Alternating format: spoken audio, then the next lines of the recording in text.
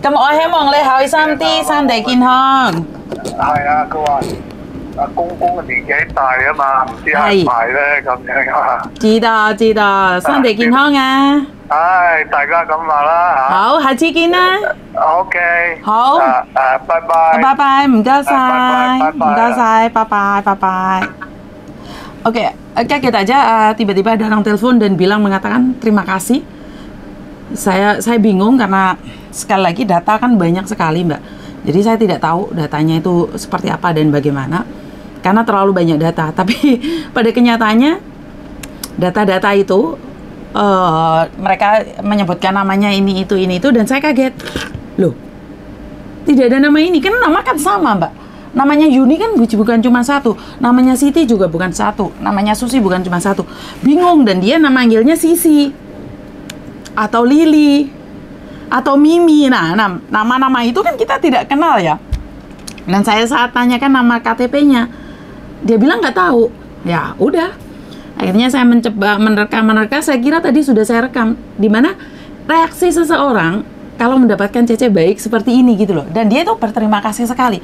Saya kurang tahu pembantu yang lama itu seperti apa, tapi dia ingin mengatakan bahwa terima kasih karena telah memberi saya pembantu yang baik. Nah, ini adalah apa ya? Bisa dibilang tidak semua orang Hong Kong nggak baik. Tidak bisa dibilang orang Hong Kong itu cuek, sadis, itu enggak juga ya. Karena ada beberapa majikan yang memberikan ungkapan rasa terima kasih itu karena CC-nya baik. Kalau ada beberapa majikan yang sangar, yang cuek, yang itu kadang-kadang kita nggak tahu, karena sekali lagi dalam rumah tangga itu banyak sekali hal-hal yang terjadi ya.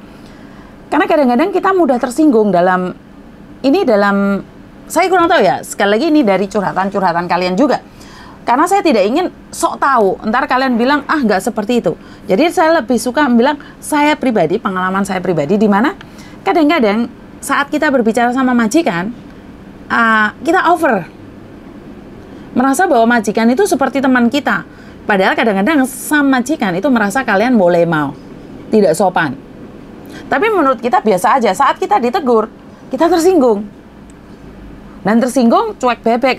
Majikan sudah lupa apa yang ditegur tadi. Ya tahu sendiri kan majikan Hong Kong wes lek salah diungkit-ungkit terus, lek bener mereka nggak akan inget. Itu kenyataan. Dan giliran majikan pulang kerja, kalian mukanya hakmin, ya jelas majikan akan kaget gitu loh. Jadi sebenarnya gini loh, Mbak, orang Hong Kong lebih banyak lupanya daripada ingetnya.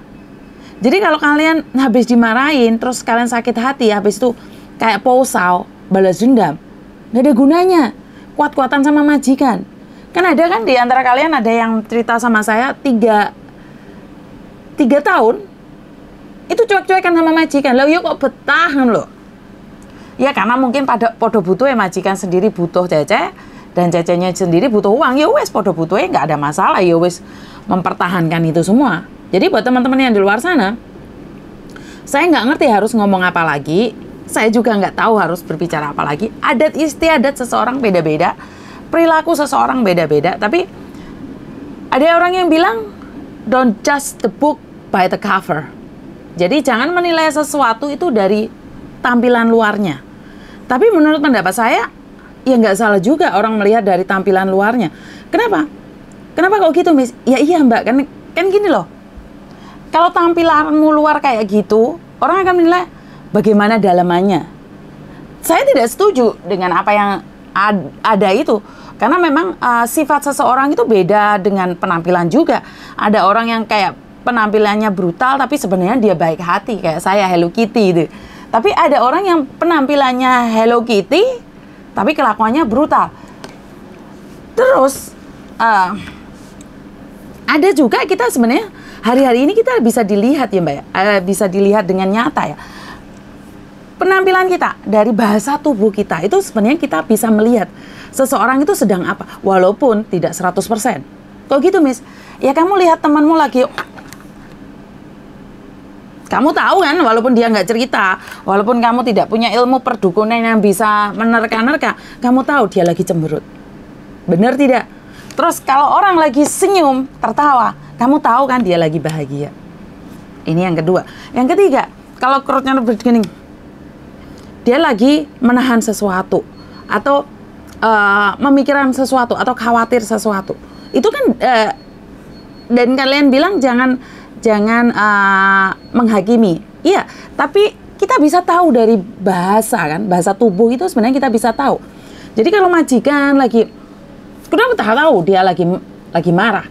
Dan saat kamu lihat di luar sana banyak orang yang mengepal tangan, itu sebenarnya dia lagi menahan emosinya. Jadi jangan menghakimi, jangan melihat dari covernya aja, dalamannya juga perlu dilihat. Tapi kan orang bisa lihat secara kayak konkret aja, dari wajah, dari aura wajah. Walaupun hatimu baik, tapi kamu bengok-bengok, bentak-bentak, ya biarkan orang yang menilai gitu loh. Loh, saya walaupun jahat, tapi kan auranya tetap positif.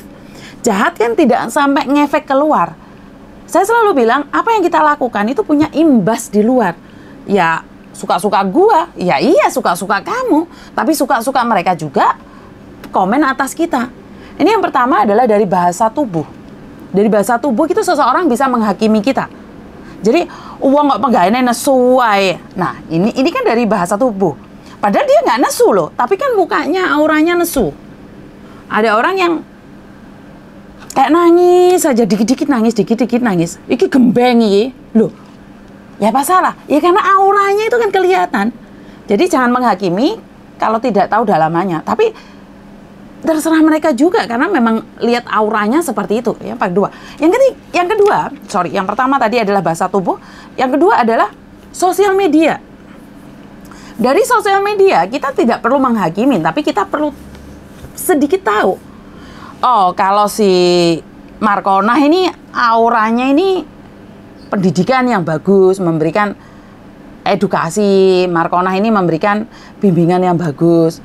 Terus Mas Andro ini memberikan informasi seperti ini, seperti itu, dan Mas Andro langsung turun ke lapangan.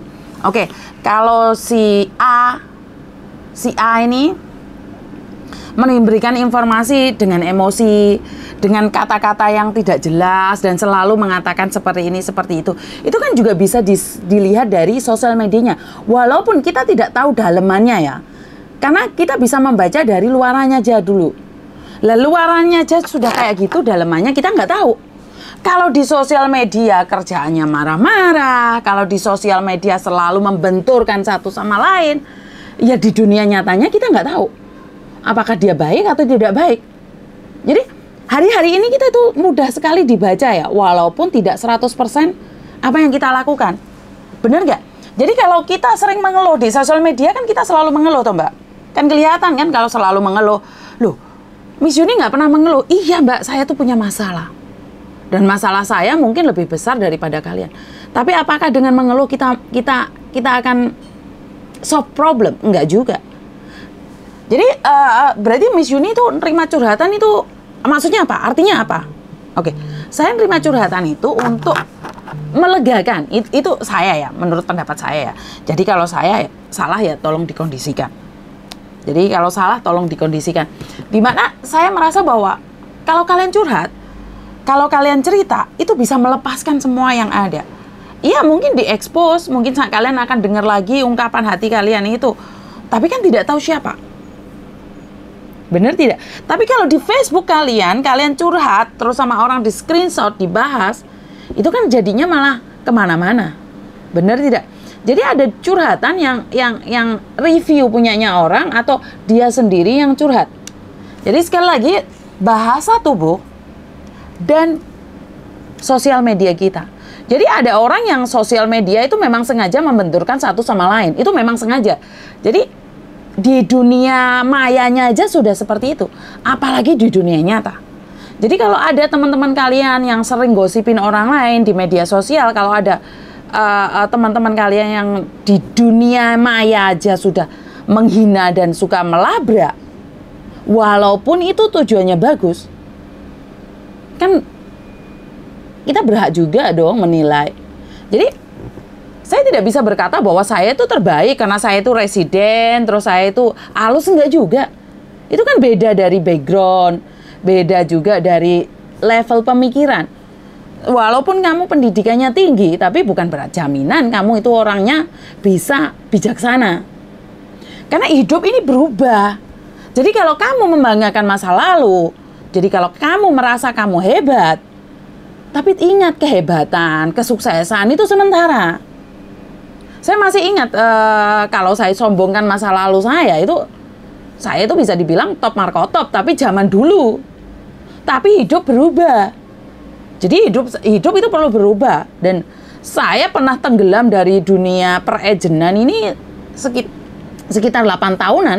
Saya itu tenggelam total. Saya itu tidak ngurusin perTKW-an, juga tidak tahu undang-undang. Saya akui. Karena hidup itu berubah. Karena apa yang saya banggakan dari masa lalu, sementara masa depan saya masih belum tentu. Jadi saya cuma menghimbau buat mbak-mbaknya, bersosial media lah yang bijaksana. Oke, kamu bisa marah, tapi pendam dalam hati. Tidak perlu diungkapkan di sosial media. Karena apa? Hak mereka juga untuk menghakimin kita. Saat dihakimin, play victim. Ya. Jadi kayak seolah-olah kamu yang tertekan, kamu yang terhina karena kamu dibanding-bandingkan. Akhirnya bercerita bahwa seolah-olah orang lain yang menekan dia atau menjatuhkan. Jadi sekali lagi, hidup ini penuh drama, tapi silahkan drama, tapi yang penting nggak punya impas yang jelek pada orang lain. Jadi kalau kamu bilang suka-suka kamu, ya suka-suka orang juga untuk menilai kamu. Ya nggak usah ngomong kalau kamu itu, apa ya, levelnya di bawah atau level ke atas. Saya pribadi tidak peduli dengan level ya. Karena level itu menurut saya adalah pemikiran. Kalau kamu berpikir bahwa levelmu rendah, ya maka rendahlah kamu. Tapi kalau kamu punya pikiran levelmu tinggi, maka tinggilah kamu. Karena apa-apa itu dari mindset, dari pikiran. Kalau kamu berpikir bahwa yo ben lo, wong aku trebabu, yo ben lo, memang aku seperti ini, suka-suka gue dong. Ya udah nggak apa-apa, suka-suka juga orang menilaimu. Jadi sekali lagi, jangan menghakimin kalau tidak tahu sesungguhnya. Tapi gimana tahu yang sesungguhnya? Kalau di media sosial Anda aja seperti itu. Dalam berekspresi itu kan orang juga lihat dari body language juga ya Mbak ya. Dari bahasa tubuh. Jadi kalau seseorang yang dengan nada-nada emosi, dengan nada-nada membenturkan, itu kan orang bisa feeling. Dan orang bisa menilai, ya hak mereka juga untuk menilai kamu baik dan tidaknya. Walaupun kamu itu baik, walaupun tujuanmu baik. Intinya tujuan baik belum tentu diterima dengan baik. Apalagi tujuannya jelek. Jadi menurut pendapat saya adalah, jangan sering membenturkan persepsi orang. Jangan sering merasa bahwa diri paling hebat, diri paling sukses. Itu yang membuat hari-hari ini kita itu kebingungan ya Mbak ya. Karena kalau kita membanggakan, wah aku lo 12 tahun satu majikan, masa majikan ini aja aku nggak bisa, selalu ini aku 3 hari ngebreak aja. Kenapa? Karena kamu tidak bisa move on dari masa lalumu. Jadi jika kamu tidak bisa move on dari masa lalumu, ya yang terjadinya adalah gagal.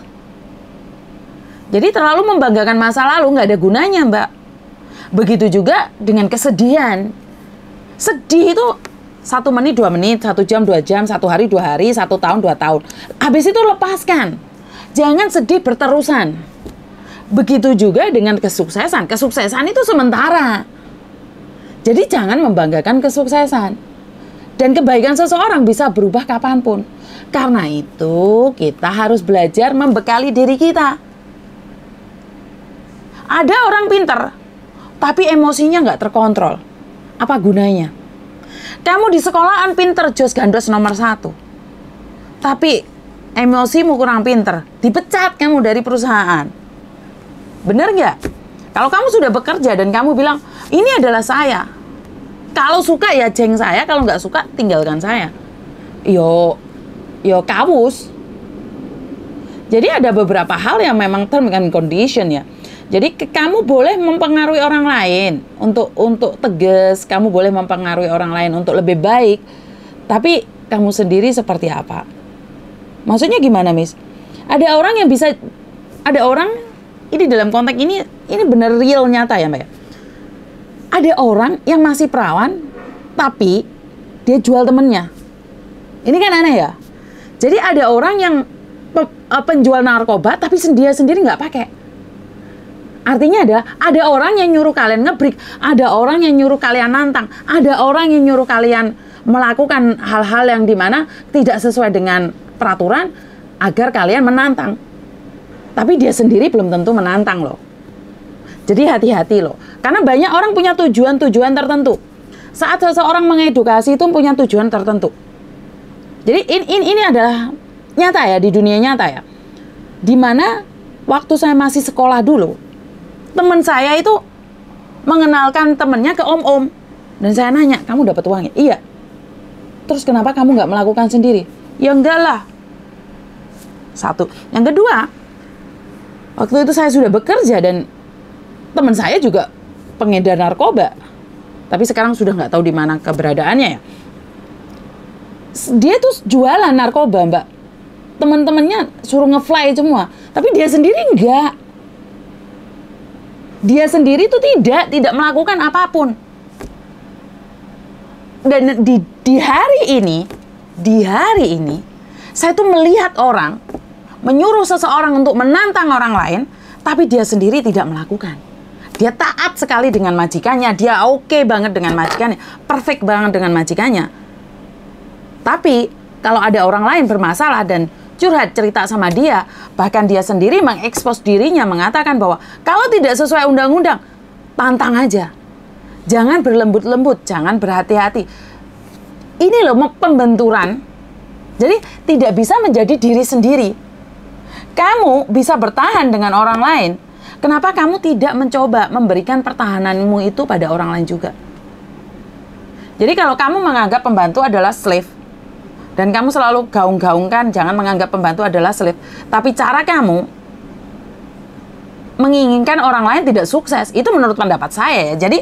Jadi jangan salah ya Mbak ya. Karena gini loh, pengedar narkoba tapi dia sendiri bukan pemakai. Tujuannya apa? Kan biar dia kaya. Biar orang lain gila. Dan di antara orang-orang yang paling normal dia dong. Bener nggak? Tapi kalau dia memang baik, dia akan memberitahu temannya, jangan pakai narkoba, jangan ini, jangan itu. Aku aja nggak make. Kan bisanya seperti itu, bener nggak? Tapi kalau orang jadi kompor beledup, punya masalah sedikit, dikembangkan, langsung dibledosno. Karena punya tujuan. Yang gagal kan situ. Yang pulang Indonesia kan situ. Ini menginjak-injak harga diri. Jangan kesini tuh cuma cari uang aja. Wah, ganas plus gawat. Jadi saya tidak tahu karena banyak orang punya tujuan yang saya sendiri tidak tahu tujuannya. Kalau saya buat konten, iya, saya punya tujuan buat konten biar dapat uang.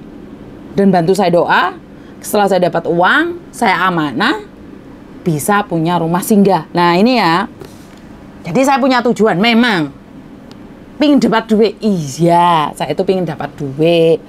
Itu tidak salah, itu nyata, itu yakin. Kenapa? Biar apa? Biar saya punya rumah singgah. Jadi saya tidak ada tebeng aling-aling. Tapi saya itu ingin mengarahkan supaya kita itu mampu bertahan di negeri beton. Bukan menantang apa yang ada, tapi menyesuaikan. Karena satu-satu tempat beda aturan, beda adat, beda abab. Iya, jadi Mijuni ngamuk aja, bukan ngamuk Mbak, karena banyak orang sekarang itu mencoba menuntun kalian, menantang gitu loh, bukan menyesuaikan. Wah, apakah salah? Ya nggak salah. Jiwa-jiwa pemberontak itu bagus bagi saya. Karena apa? Mengalami perubahan. Tapi masalahnya kamu ngajak berontak, kamu sendiri tidak. Kamu itu taat banget sama maji kamu. Kamu itu tekun banget sama maji kamu. Kamu itu wedi sembarang. Tapi saat kamu show up buat konten, seolah-olah kamu itu garang, ganas. Tapi dalemannya remuk. Lah ya nggak bisa, no. Tidak sesuai, no. Ayolah berdamai dengan diri sendiri. Ayolah bergabung. Ayolah merasalah kita adalah sama gitu. Kenapa sih Indonesia nggak bisa berkembang? Sorry, di sini ya. Seperti anak Filipina sih. Kenapa sih ceker-cekeran dan eker-ekeran sih? Kalau saya salah, kasih saya saran. Saya itu tidak malu mengakui kesalahan saya. Oh, memang saya itu pernah salah. Tapi lek eker-ekeran, nah itu terus karepe piye? Mau dibawa kemana ini? Saya ada waktu membantu. Loh, lek kamu ada masalah, yuk kita selesaikan baik-baik. Kenapa harus eker-ekeran? Gimana Indonesia bisa berkembang?